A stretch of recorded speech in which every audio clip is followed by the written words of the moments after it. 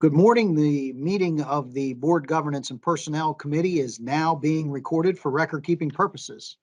By participating in the session, you're consenting to the recording, retention, and future viewing of this meeting. This meeting is now being live streamed. Please proceed. Thank you. Okay. Let me call this meeting of the Board Governance and Personnel Committee to order, February 25th, 2022. It's 9:54 a.m. I'd like to have a roll call, please. Chairman Zillman. Present. Treasurer Garrity. Present. Mr. Lindsay for Senator Hughes. Present. Secretary Thal. Here. And Mr. Flanagan for Secretary Vague. Here. All accounted for. Okay, we have a full committee. Thank you, everybody. We now go into, Joe, did you want to make an announcement first, or should we wait? No, let's do that now, Mr. Chairman. Go ahead. Due to technical difficulties with the live stream, the committee held the executive session, which on the agenda is item 7, before this public meeting that is permitted under the Sunshine Act. The Sunshine Act allows an agency to hold an executive session to discuss any matter involving the employment, appointment, termination of employment, terms and conditions of employment, evaluation of performance, promotion or disciplining of any specific public employee. The executive session was to discuss the performance and compensation of investment professionals, which are topics that fall within the permitted executive session subject matter. The committee did not take any votes or conduct any business that should be conducted in public session during the executive session. Any items of public business that flow out of the executive session will be held at the normal place in the agenda when we get to that location after the new business. Thank you, Mr. Chairman. Okay, thank you, Joe. With that, we'll continue on. Agenda item number 3 is the approval of the minutes. A motion is in order to approve the minutes of the December 7th, 2021 and January 14th, 2022 Board Governance and Personnel Committee meetings. Do I hear a motion to that effect? So moved. I hear a motion. Do I hear a second? Do I hear a second? Second. I hear a second. Anyone on the question? Hearing none, all in favor, aye? Aye. Aye. Any opposed? Motion is carried. We'll now go into our first piece of business, the old business item number 4, and I'll turn it over to Chris Houston. Chris? Yes, good morning, everyone. Ask you to turn to agenda item 4, specifically 4A. This is a follow-up to work that the committee's been doing on the Funston final report, which was on the SERS fiduciary review and board self-assessment.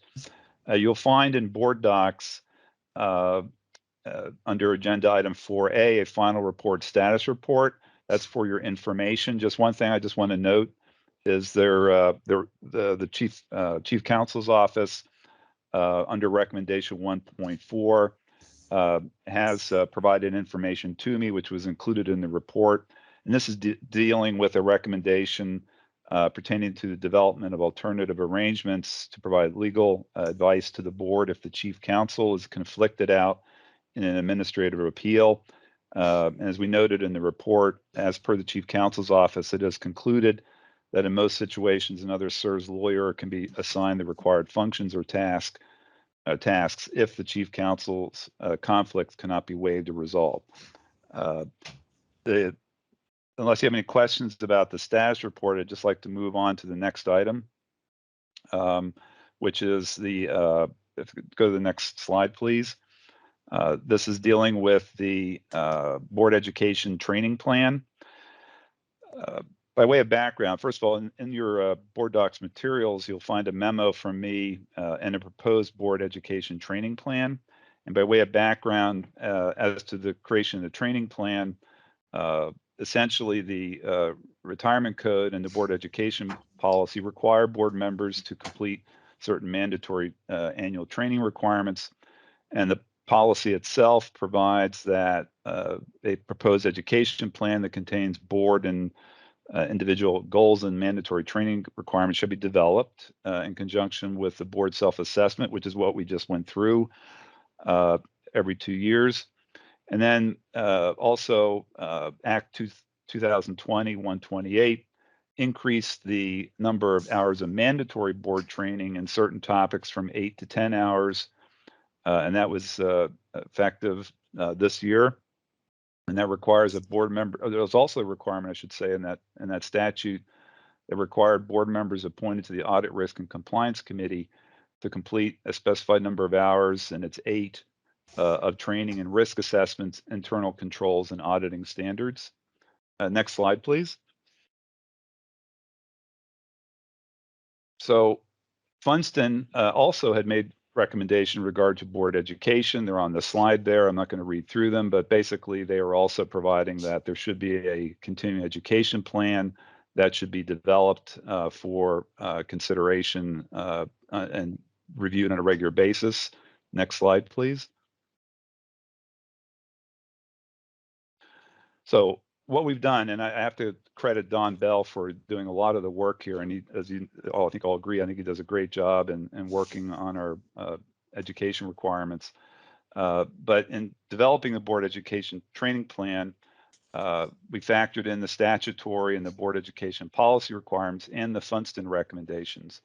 And in doing so, we developed a core curriculum with a number of recommended elective offerings, which is tied to the board's strategic agenda and timing of other key decisions that the board has to make throughout the year, which does include the mandatory training requirements, not only for all board members, but also for Audit, Risk, and Compliance Committee members. We are going to be offering training concepts that are tailored to the extent practical to each of the board members and designees' individual needs. And then we're going to be streamlining, and again, I think Don does a good job of this, in curating a list of focused educational recommendations, which include a variety of training venues and formats during board meetings, web seminars, and the like. And with best efforts, to the extent that we can, include independent third parties in providing education. Next slide, please. So the training plan factors in the results also of the board survey, which you all contributed to last fall, and includes the following items: a number of desired interests in expanding learning opportunities and specific skill sets. We looked at top areas of interest for future educational trainings, a desire of external speakers and organizations to provide educational sessions, preferred presentation methodologies, the frequency and length of training sessions, and desired future topics. So there are a number of responses that we took into consideration in developing the plan. Next slide, please. We also researched what other public pension systems do relative to education and their policies. And the plan includes a budget for educational training costs to the extent that we can travel again and wish to attend conferences. We have a budget to do that. And also for any costs of any of those types of sessions, or even costs of any presenters. So we have a budget included in the plan. Next slide, please. So pursuant to the education policy, then we will be reviewing the training plan on a biannual basis. So this is not a static document. It's something we will regularly review. And it'll be done in conjunction with the receipt of the results of the board self-assessment. So the board self-assessment policy says that the board should conduct a self-assessment, which is used then to help drive future education. So that will be done, we'll be looking at this 2 years from now, pursuant to the board self-assessment policy. So what you have in your materials is the actual plan itself. I'll open it up for any questions regarding the plan. And Dawn is available as well to answer any questions. Otherwise, this would be teed up for a recommendation for board approval. Thank you. Any questions for Chris or Don? Any questions? Mr. Chairman, this is Alan. Oh yeah, go ahead, Alan. Thanks. So Chris, was really impressed with these training plans, and thought that it really represented something that was very thoughtfully done. You know, it was very clear that there was a great amount of time, energy, and effort put into it by staff, and really wanted to applaud everyone who worked on these. Thought it was a terrific product and really moves us toward some of the things that have been communicated through Funston in terms of how we could improve our training program. So major kudos there. I did want to ask, would this be an appropriate time if we had to propose a addition to the training plan? Just one bullet point on one of them. Would this be an appropriate time to raise that? Yes. So let's see. What were you contemplating? So under the list of educational goals for the investment training plan, I thought that it would be good to have an addition that related to fees and expenses. So the bullet point that I have drafted here says, understand the sources of investment fees and other expenses, as well as key elements of fund and manager fee terms. So thinking is, we have these investment managers that come before the board. We see the fund terms as they're presented to us. So this would be to help us understand things like hurdle rates, waterfall structures, how different fees could be calculated and allocated across the fund. So, we've done a really good job as an organization focusing on our fees and lowering our expenses. And I think performance has been reflective of that. And so I think continuing that through our education process would be a good addition here. Okay, could you read that again, please? I didn't quite catch Certainly. it. Yeah. Certainly. It is understand the sources of investment fees and other expenses, comma, as well as key elements of fund Hold on a slash second. Investment fees and other expenses, comma, uh-huh. as well as key elements of fund slash manager fee terms. Key elements of, what was the last part? Fund or manager fee terms. Okay. Certainly. And then, yeah, that's a great suggestion. So what we could do, Dave, if the committee is in concurrence with that, we could just, when we have to read the motion, it could be with the attachment as amended. Yeah, right. Okay. And again, I do also, thanks a lot, Alan, for your Sure. kudos. Really appreciate that. Well deserved. Thanks.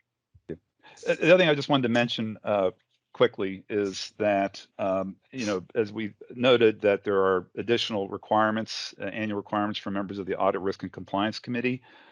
Don is really taking that to heart as far as trying to have sessions which will count double. In other words, count not only for board member training, but also for audit committee training. So when he's developing the training curriculum, he's going to make sure that we try to capture a lot of that and also try to build into, and hopefully work with Karen and the audit committee to have some of the training actually at those committee meetings. I just wanted to make that mention as well.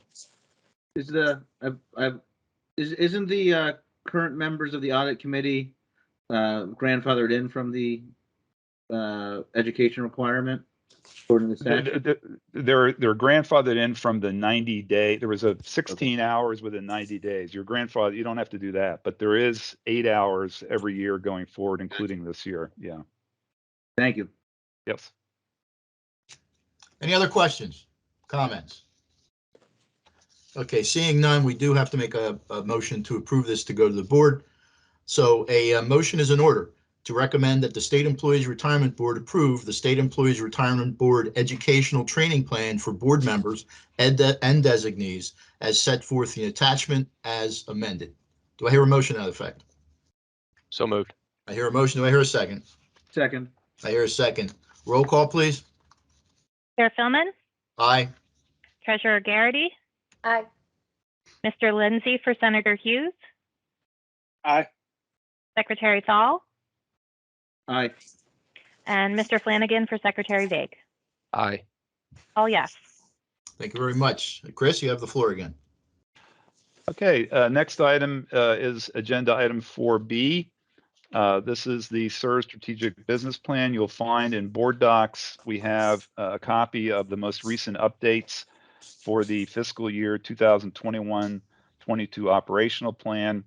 I've also provided a copy of the entire strategic plan for information purposes. So this is really just to keep you informed as to the progress we're making on the strategic plan.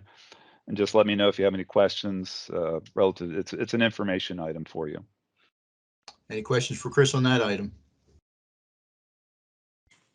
Okay, seeing none, we'll continue on. There are no special presentations. Under new business, a review of the 2022 Board Governance and Personnel Committee Work Plan. Chris and Katie. Okay, so we'll now turn to, this is agenda item 6A. So as we've done every year, we've reviewed the committee work plan, and we provided a copy of that. It is in your board docs materials. The board adopted, as you recall, in December, the committee work plan procedures policy, which provides for the procedures in guiding the development and board approval. In the past, there was not any board approval, but now we have a board approval of the annual committee work plans. So the work plan that's before you not only includes those items we anticipate bringing before the committee in 2022, but also includes as placeholders items to be addressed in the following 2 calendar years. So we don't kind of lose sight of those work items going forward. And in the special notes section, we provide details as to the particular work items. Now, in the interest of time, we'll just scroll through this and I'll tell you when to advance the slide. So on the next page, if you will, one thing, just a couple of things I just want to note, if you could advance the slide to the next page. You'll see the review of, let's scroll up, you have review of the recommendations from the final report. So that's just an ongoing, we have a handful of recommendations that we're still advancing through the committee. That's one thing I just wanted to point out. And then next slide, please. Could you advance? Yeah. The next, where it's at the top there, review of performance review process for board direct reports. We are going to be preparing a comprehensive performance review process, which we're be developing for all the board direct reports. And then the next slide, please.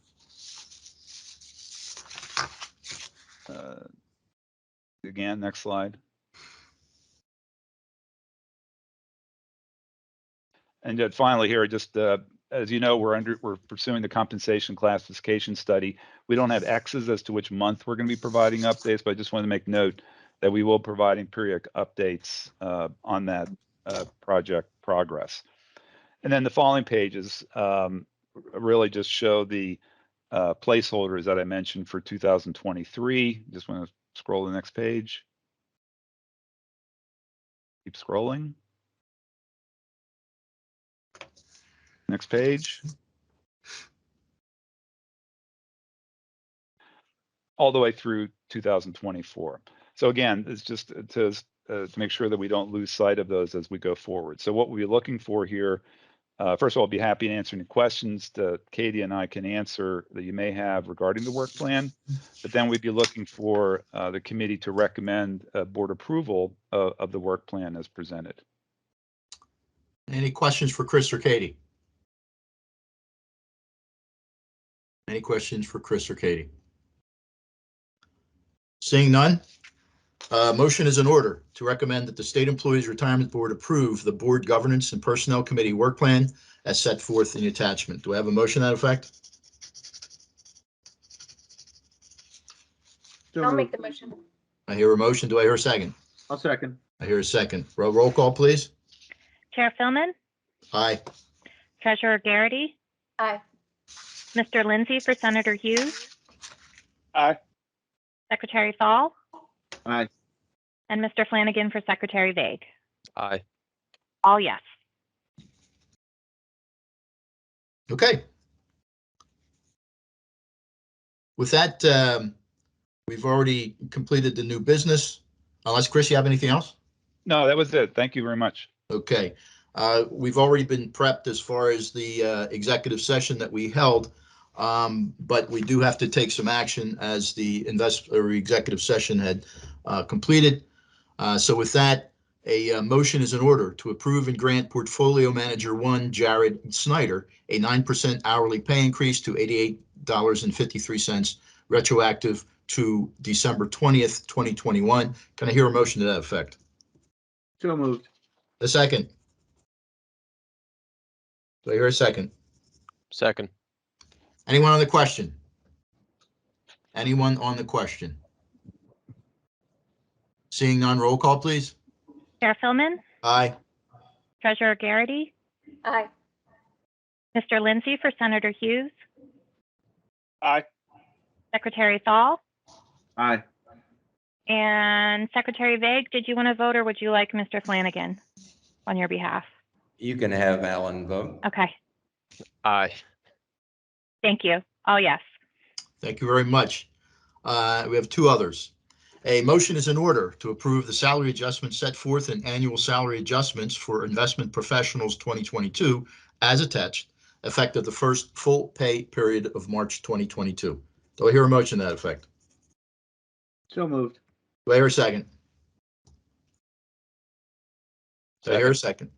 I do hear a second. Anyone on the question? Anyone on the question?